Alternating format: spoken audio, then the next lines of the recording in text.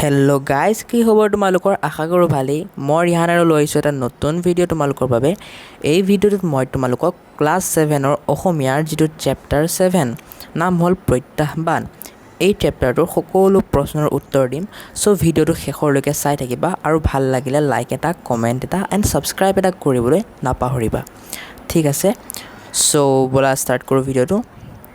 এতিয়া যোনটো আমাৰ চেপ্টাৰ আছিল সেইটোৰ 1 নম্বৰৰ কুৱেশ্যনটো হ'ল সৰুকালত প্ৰিন্সি গগৈয়ে ওচৰ চুবুৰীয়া আৰু সমাজৰ পৰা কেনে ব্যৱহাৰ পাইছিল। চ' ইয়াৰ উত্তৰ হ'ব সৰুকালত প্ৰিন্সি গগৈ ওচৰ চুবুৰীয়া আৰু সমাজৰ কিছুমানৰ পৰা সমমৰ্মিতা পাইছিল আৰু কিছুমানে তেওঁক অমংগলীয়া বুলি গণ্য কৰিছিল। খ নম্বৰ কুৱেশ্যনটো হ'ল বিদ্যালয়ত নামভৰ্তি কৰোঁতে প্ৰিন্সি গগৈ কি সমস্যাৰ সন্মুখীন হৈছিল। উত্তৰ হ'ব বিদ্যালয়ত নামভৰ্তি কৰিবলৈ যাওঁতে প্ৰিন্সি গগৈ এখন বিদ্যালয়েও নামভৰ্তি কৰিবলৈ দিয়া নাছিল। পিছত ছাত্ৰ ছাত্ৰীসকল এইটো ৰজা তাপ নহয়, ৰজা ধাপ হ'ব হা। এইটো হ'ব স্পেলিংটো অলপমান ভুল হৈ গৈছে, চ' তোমালোকে ক্ষমা কৰিবা। ৰজা ধাপ প্ৰাথমিক বিদ্যালয়ে তেওঁক নামভৰ্তি কৰাৰ সুবিধা দিছিল।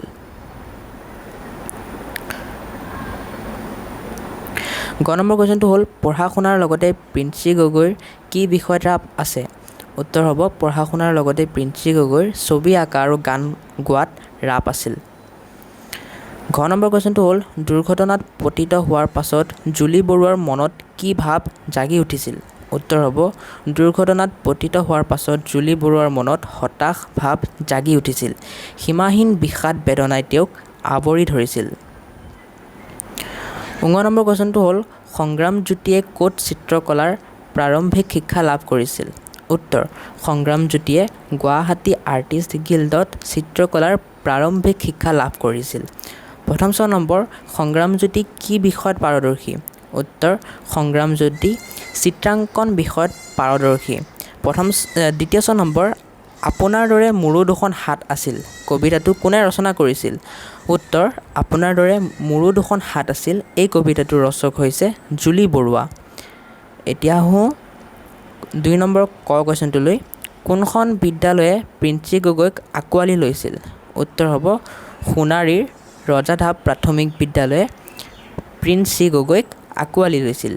খ নম্বৰ কুৱেশ্যনটো হ'ল এজোপা বৰগছ হৈ চাহ দিব বিচাৰোঁ, ইয়াত জুলি বৰুৱাই কাক আৰু কিয় চাহ দিব বিচাৰিছে। উত্তৰ ইয়াত জুলি বৰুৱাই দিব্যাংগসকলক চাহ দিব বিচাৰিছে, কাৰণ দিব্যাংগসকল বিভিন্ন অৱহেলাৰ পাত্ৰ। 3 নম্বৰ কুৱেশ্যনটো হ'ল সংগ্ৰামজ্যোতিয়ে বৰ্ণময় আৰু প্ৰাণৱন্ত ৰূপত চিত্ৰ অংকন কৰি নিজে কেনেকৈ সফলতা অৰ্জন কৰিলে সেই বিষয়ে লিখা।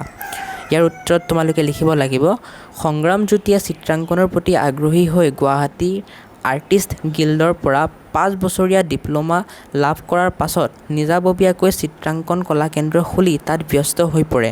তেওঁ এখনৰ পাছত আন এখন বৰ্ণময় আৰু প্ৰাণৱন্ত ৰূপত চিত্ৰ অংকন কৰি নিজৰ বিৰল প্ৰতিভাৰ পৰিচয় দিয়ে। তেওঁ সৰ্বভাৰতীয় পৰ্যায়ত অনেক বঁটা পাবলৈ সক্ষম হৈছে, আনকি আন্তঃৰাষ্ট্ৰীয় পৰ্যায়তো বিশেষকৈ জাপান, ফ্ৰান্স আদি দেশতো তেওঁ সমাদৰ পাবলৈ সক্ষম হৈছে। এতিয়া 4 নম্বৰ কুৱেশ্যনটোত আমাক বিপৰীত শব্দ লিখিব দিছে। চ' মই উত্তৰকেইটা কৈ দিছোঁ। এন্ধাৰৰ বিপৰীত হ'ব পোহৰ, সফলৰ বিফল, স্বাভাৱিকৰ বিপৰীত হ'ব অস্বাভাৱিক, জাগ্ৰতৰ বিপৰীত হ'ব সুপ্ত। 5 নম্বৰকেইটাত তোমালোকক পাঠৰ পৰা জুৰীয়া শব্দবোৰ বিচাৰি লিখিব দিছে। চ' আনচাৰবোৰ হ'ল মুখামুখি, বাধা বিবাদ, বাধা বিঘিনি, বিষাদ বেদনা, ধোৱা কোৱা, লেখা মেলা, কলাকীৰ্তি, গতিপথ আদি। 6 নম্বৰ কুৱেশ্যনটো আমাক বাক্য ৰচনা কৰিব দিছে। চ' আনুষ্ঠানিক এইটো দি বাক্য ৰচনা কৰিলে হ'ব স্কুলীয়া শিক্ষাক আনুষ্ঠানিক শিক্ষা বোলে, তেনেকৈ গতিপথ বাছ দুৰ্ঘটনাটোৱে জুলি বৰুৱাৰ জীৱনৰ গতিপথ সলাই পেলাইছিল। প্ৰচেষ্টা বিজ্ঞানীসকলে মহাকাশলৈ যান পঠিয়াবলৈ কঠোৰ প্ৰচেষ্টা চলাই আছে। যন্ত্ৰণা ৰোগীজন বহুত যন্ত্ৰণাত ভুগি আছে। কৰ্তব্য আমি কেতিয়াও কৰ্তব্যৰ প্ৰতি অৱহেলা কৰিব নালাগে। প্ৰশংসা ভাল কাম কৰা লোকক সকলোৱে প্ৰশংসা কৰে। এতিয়া আহোঁ 7 নম্বৰ কুৱেশ্যনটোলৈ। আত্মবিশ্বাসে যে মানুহক জীয়াই থকাৰ প্ৰেৰণা দিয়ে সেই কথা পাঠৰ সহায়ত বুজাই লিখা। ইয়াৰ উত্তৰ হ'ব আত্মবিশ্বাসে মানুহক জীয়াই থকাৰ প্ৰেৰণা দিয়ে। নিজৰ ওপৰত বিশ্বাস থাকিলে শাৰীৰিক প্ৰতিবন্ধকতাই কৃতকাৰ্যতাৰ পথত হেঙাৰ হ'ব নোৱাৰে। এই ক্ষেত্ৰত আমি প্ৰিন্সি গগৈ, জুলি বৰুৱা আৰু সংগ্ৰামজ্যোতি চৌধুৰীৰ কথা ক'ব পাৰোঁ।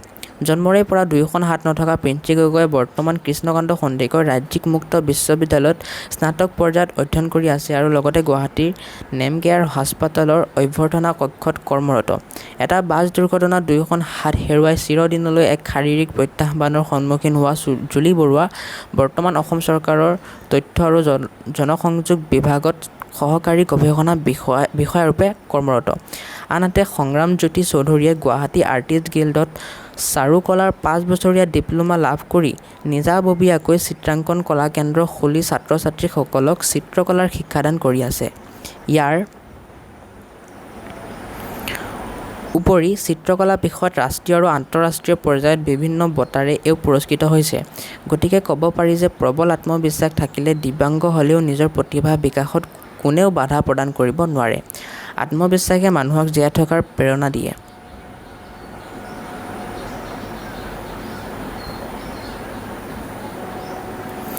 নম্বৰ কুৱেশ্যনটো হ'ল বিশেষভাৱে সক্ষম বা দিব্যাংগসকলৰ প্ৰতি অৱহেলাৰ ভাৱ আঁতৰ কৰিবলৈ তুমি কি কি কৰিবা লিখা। উত্তৰ: দিব্যাংগ বা বিশেষভাৱে সক্ষমসকলে সমাজৰ অংগ আৰু সমাজত জীয়াই থকাৰ তেওঁলোকৰো অধিকাৰ আছে। তেওঁলোক সাধাৰণ মানুহৰ দৰে সক্ষম নহ'লেও বিশেষ এক ধৰণে সক্ষম আৰু আত্মবিশ্বাসেৰে কৰ্ম কৰি জীয়াই থাকে। সেয়েহে এনে লোকক মই যথেষ্ট আদৰ আৰু সন্মান কৰোঁ। তেওঁলোকক মই সহায় কৰিবলৈ চেষ্টা কৰিম। মই তেওঁলোকক কেতিয়াও অৱহেলা নকৰিম। আনকো অৱহেলা নকৰিবলৈ মৰম চেনেহেৰে আঁকোৱালি ল'বলৈ বুজাম। ঠিক আছে, ইয়াত এই আনকে এইটো এক্সট্ৰা আহি গ'ল, চ' কাটি দিয়া। এতিয়া ছাত্ৰ-ছাত্ৰীসকল তোমালোকৰ 9 নম্বৰ আৰু 10 নম্বৰ এই কুৱেশ্যন দুটা তোমালোকৰ প্ৰজেক্ট, চ' তোমালোকে নিজে কৰিবা জ্ঞান বৃদ্ধিৰ বাবে। বাকী এই দুটা এক্সামত নাহে, চ' নিশ্চিন্ত হৈ থাকা। আৰু আজিৰ এই ভিডিঅ'টোত ইমানখিনিয়ে। লগ পাই আছোঁ নতুন এটা চেপ্টাৰৰ কুৱেশ্যন আনচাৰ্ছ লৈ। চ' কিপ ছাপৰ্টিং, টেক কেয়াৰ।